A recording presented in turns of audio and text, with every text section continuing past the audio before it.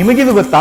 ದಿನನಿತ್ಯ ಸಂಜೆ ಮತ್ತು ಬೆಳಿಗ್ಗೆ ಕಾಫಿ ಟೀ ಕುಡಿಯುವವರಿಗೆ ಅಸಿಡಿಟಿ, ಬಿಪಿ, ನಿದ್ದೆ ಸಮಸ್ಯೆ, ಡಿಹೈಡ್ರೇಷನ್ ಮತ್ತು ಹಾರ್ಟ್ ಅಟ್ಯಾಕ್ ಬರುವ ಸಾಧ್ಯತೆ ಹೆಚ್ಚು. ಕಾಫಿ ಟೀಯನ್ನು ರುಚಿಯಾಗಿ ಹೇಗೆ ಮಾಡುವುದೆಂದು ಎಲ್ಲರೂ ತಿಳ್ಕೊಂಡಿದ್ದಾರೆ.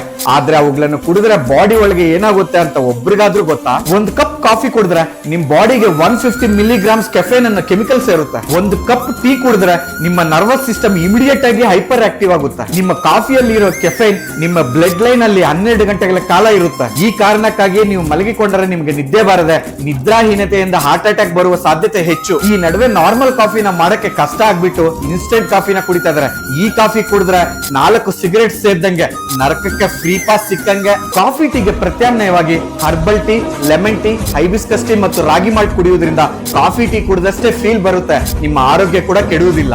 ಒಂದ್ ವೇಳೆ ನಾವು ಕಾಫಿ ಟೀ ಇಮಿಡಿಯೇಟ್ ಆಗಿ ಬಿಡಕ್ ಆಗುವುದಿಲ್ಲ ಅನ್ನೋದಾದ್ರೆ ದಯವಿಟ್ಟು ಖಾಲಿ ಹೊಟ್ಟೆಯಿಂದ ಕಾಫಿ ಟೀ ಮಾತ್ರ ಕುಡಿಬೇಡಿ. ಚಾನಲ್ ನ ಸಬ್ಸ್ಕ್ರೈಬ್ ಮಾಡ್ಕೊಳ್ಳಿ.